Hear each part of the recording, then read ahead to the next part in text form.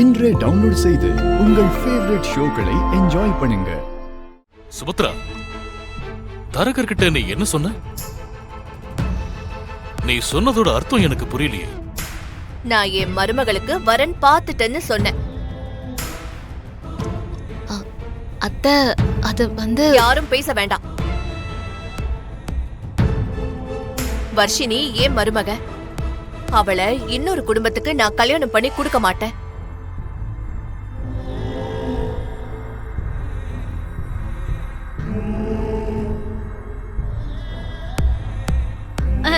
அது என்ன, இன்னொரு குடும்பத்துக்கு கட்டி கொடுக்க மாட்டீங்கன்னா அப்படின்னா என்ன அர்த்தம் அண்ணி? சுபத்ரா, நீ என்ன பேசுறேன்னு தெரிஞ்சுதான் பேசுறியாமா? அத்தை, நான் எதையுமே யோசிக்காம பேச மாட்டேன். வர்ஷினி என்னோட மருமக, அது மாற போறதே கிடையாது. அதை தவிர இப்போதைக்கு என்கிட்ட எதுவும் கேட்காதீங்க.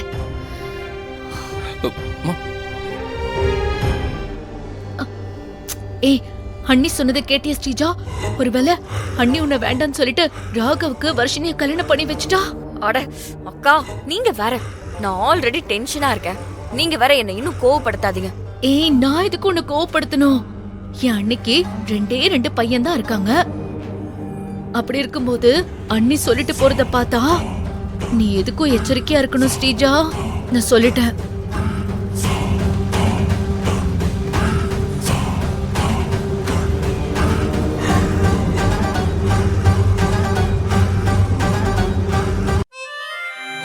இசை, அம்மா சொன்னதை கேட்டீங்களா?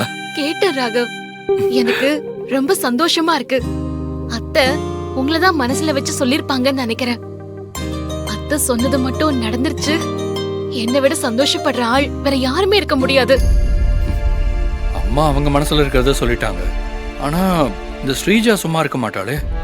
நீங்க சொல்றது உண்மைதான் ராகவ். நாம என்ன பண்ணலான்னு யோசிப்போம். ஓகே இசை, நம்ம மத்ததெல்லாம் அப்புறம் பேசிக்கலாம். முதல்ல நம்ம இந்த ஸ்ரீஜாவை வீட்டை விட்டு வெளியே அனுப்பணும். அதுக்கு என்கிட்ட ஒரு பிளான் இருக்கு. ஓகே, என்ன பிளான்னு சொல்லுங்க.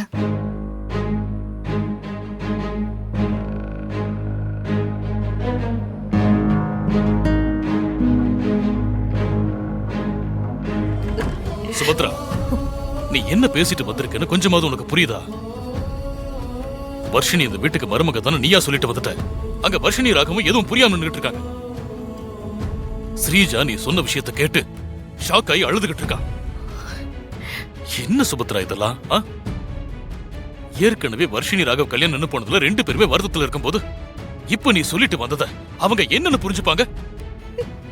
தேவையில்லாம அவங்க மனசுல ஆசையை வளர்த்துறாத சுபத்ரா. என்ன சுபத்ரா, நான் பேசிக்கிட்டே இருக்கேன், நீ பதில் சொல்லாம அப்படி என்ன முக்கியமானதை பாத்துக்கிட்டு இருக்க? சுபத்ரா, என்னம்மா, ஏன் அழற? என்னாச்சு? இந்த ஸ்கேனிங் யாரோடதுன்னு தெரியுதா உங்களுக்கு? தெரியலையே. யாரோடது? நமக்கு 3ஆவதா ஒரு பையன் பிறந்தான்ல. ஆமா, அவன் பிறக்கிறப்போ எடுத்த ஸ்கேன் தாங்க இது. சரி, அது எதுக்குமே இப்ப பாத்துட்டு இருக்க? ஏங்க, நாம அவனுக்கு அசோக்னு பேரு வச்சோம். ஞாபகம் இருக்கா உங்களுக்கு? நல்லா ஞாபகம் இருக்குமா? ஆனா அவனை வளர்க்கறதுக்கு தான் நமக்கு கொடுத்து வைக்கலையே. நான் ரொம்ப பாசம் வச்ச புள்ளங்க அவன். சுபத்ரா ப்ளீஸ், என்ன இதெல்லாம்? நான் கண்ணு முன்னாடி இருக்கிற நம்ம பசங்களோட வாழ்க்கையை பத்தி பேசிட்டு இருக்கேன், நீ செத்து போனவனை பத்தி பேசிட்டு இருக்க. ஐயோ, இல்லங்க, இல்ல. என்ன இல்ல?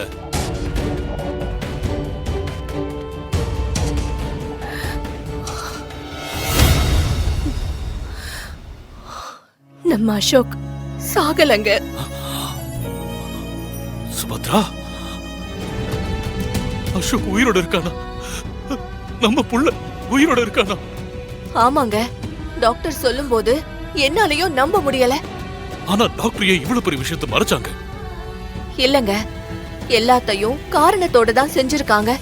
அசோக் கொரமாச புள்ள, உயிர் தங்குமா தங்காதான்னு தெரியல. அதனால அமெரிக்காவுக்கு கூட்டிட்டு போய் ஸ்பெஷல் ட்ரீட்மெண்ட்ல வச்சிருந்திருக்காங்க. அப்ப கூட அவன் எந்த அளவுக்கு நார்மல் ஆவான், சரியாவான்னு குழப்பம் இருந்ததுனாலதான் அவங்க எதையுமே சொல்லல. இப்போ நம்ம புள்ள கிட்டத்தட்ட நல்லா ஆயிட்டானா. ட்ரீட்மெண்ட்டும் கொஞ்சம் தான் பாக்கி இருக்கான். அவனோட உயிருக்கு எந்த ஆபத்தும் இல்லையா. எல்லார் மாதிரியும் அவனும் நார்மல் ஆயிட்டான்னு தெரிஞ்சதுக்கு அப்புறம் தான் அவங்க என்கிட்ட இந்த விஷயத்தையே சொல்லிருக்காங்க. சுபத்ரா, நம்ம புள்ள எப்படி இருப்பான், யார மாதிரி இருப்பான்? எனக்கு கையும் ஓடல காலும் ஓடல. இத்தனை வருஷத்துக்கு பிறகு இல்லன்னு நினைச்ச பையன் உயிரோட வர்றது கேக்குறதுக்கு கனவு மாதிரி இருக்கு. இதை இப்பவே எல்லார்கிட்டயும் போய் சொல்லணும். முதல்ல இதை அம்மா கிட்ட சொல்லணும். ஏங்க அவசரப்படாதீங்க. அசோக்குக்கு ட்ரீட்மெண்ட் எல்லாம் முடியட்டுங்க. அவன் கம்ப்ளீட்டா குணமாயிட்டான்னு தெரிஞ்சதுக்கு அப்புறம் அவனை இங்க வர வைப்போம். அதுக்கப்புறம் எல்லாருக்கும் சொல்லிக்கலாமே. என்ன சொல்றீங்க? நீ சொல்றதும் சரிதான் சுபத்ரா. ஏய், என்னடா மச்சான் இப்படி நடு ரோட்ல நிக்கிற?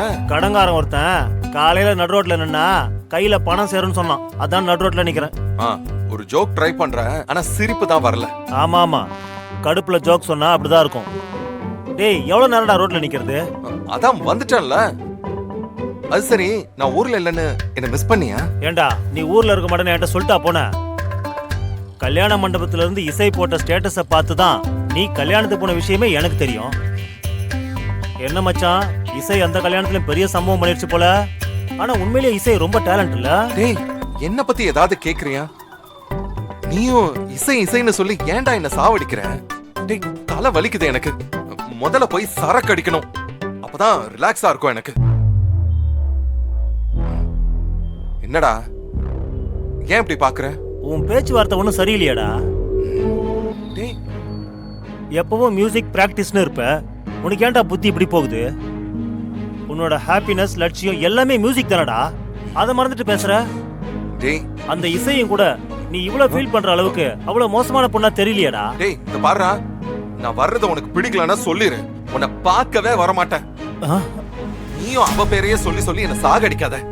சரிடா, கோவப்படாதடா. வண்டிய ரூமுக்கு விடு. அப்படி வா வழிக்கு ஏறு. ஏய், சரி எடு மச்சான். மச்சான், நான் சொல்றேன்னு நீ தப்பா நினைக்காதடா. இப்போலாம் நீ கிட்டார் பிராக்டிஸ் பண்றத பார்க்கவே முடியலையாடா. நாங்க எல்லாரும் ஜாலியா பேசிட்டு இருந்தா கூட நீ தான் ஒழுங்கா சீரியஸா பிராக்டிஸ் பண்ணுவியாடா. மச்சான், மியூசிக் தான் உன்னோட பேஷன், லவ். அதை யோசிடா. நீ ரொம்ப நாளா வெயிட் பண்ண காம்படிஷன் வருது, அதுக்கு அப்ளை பண்ணி பிராக்டிஸ் ஸ்டார்ட் பண்றா. இல்ல மச்சான், என்னால மியூசிக்ல கான்சென்ட்ரேட்டே பண்ண முடியலடா. கண்ணை மூண்டாலும் சரி திறந்தாலும் சரி எனக்கு நடந்த துரோகம் தான்டா ஞாபகத்துக்கு வருது. டேய், நான் என்ன சொல்ல வரேன்னா, எதுவும் சொல்ல தேவையில்ல, பேசாம இருக்க மாட்டேன்.